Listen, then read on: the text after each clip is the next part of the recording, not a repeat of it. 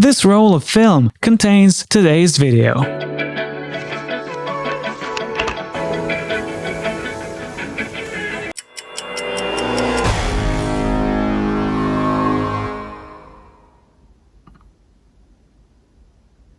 Okay, we have a video. My top performing videos so far have been about iPhone photography, but an iPhone is just a tool. They said the same thing about me. Lately, I've been going back to analog photography, so this video is for all you film shooters out there, and it is about a weird and not so old analog camera from Russia.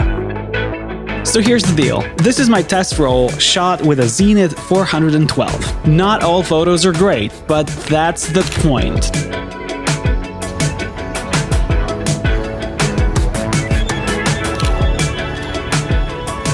Zenit is a camera brand manufactured by a Russian company called KMZ. The company was started during World War II. Their first cameras and lenses were direct copies of Leica and Zeiss. Zenit was a product of their extensive R&D happening during the 50s. The cameras had cloth shutter and they were originally mainly made out of military-grade steel. And we all know that military-grade just means cheap and sturdy enough.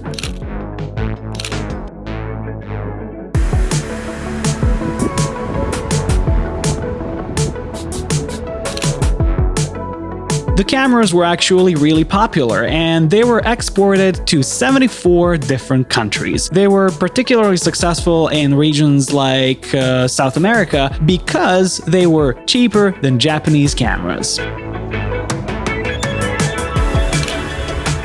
Zenit 412 LS is a successor of Zenit 412 DX, which basically just means that it can read the DX code on your film's cartridge. This line of cameras actually starts with Zenit 12, which dates back to 1983, and that camera was just a slightly modernized Zenit TTL from 1977. So although this camera looks pretty modern, I can assure you that on the inside, it's still 1977. The outer shell is made of plastic as opposed to steel, and it has curves, but on the inside, it is still the same mechanism that KMZ had been making for decades at this point. What does this teach us? Well, that it's important to moisturize, because if you're smooth on the outside, nobody will care what's inside unless you open up to somebody.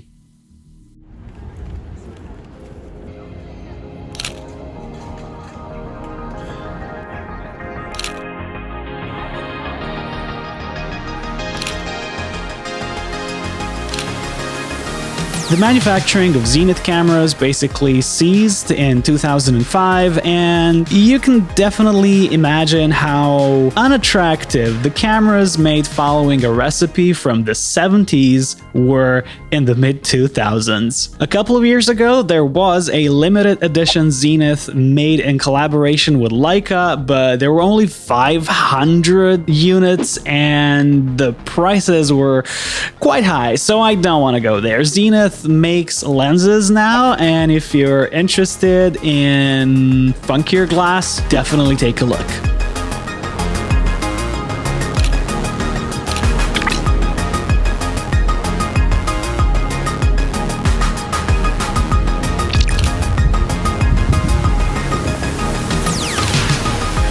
In all seriousness, what's this camera like? Well, it is plastic, it has a cloth shutter, it is almost completely mechanical, which is actually cool because if your light meter breaks, you can still use it either with an external light meter or by using the Sunny 16 rule. The light meter is powered by 2 button cells, and because of course you can't find the original batteries anymore, these are the ones that fit. It can read the DX code of your film ranging from 25 to 1600 ISO, but I think there were some subtle variations when it comes to this, depending on when was the camera manufactured. The aperture is something you set on the lens, and shutter speeds go from bulb to 1/500. It has a self-timer and a hot shoe, and that's pretty much it. You definitely have a full manual control of this camera, but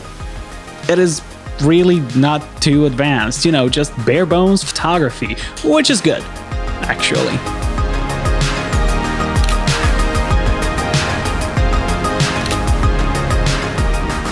Reading the light meter is very rudimentary. In your viewfinder, there are 3 LEDs. If the green one lights up, your exposure is correct, whatever that means. For the sake of testing this camera, I decided to rely only on the built-in light meter, and I think the results aren't really that great, but more on that later. So, you've seen my photos, and some of them suck. Here are my first impressions. I think that the mechanical nature of this camera actually makes it a joy to use. People are usually very anxious when it comes to old analog gear, because if a camera is electronic, that basically means that it's almost impossible to service it. But apparently, I don't know how to focus with this. There are no reasons why this photo should be blurry. Or these ones. I have 3 theories as to why this could have happened, and I think I need to put way more film through this camera to figure out which one of them is right. And finally, the light meter. Am I happy with it?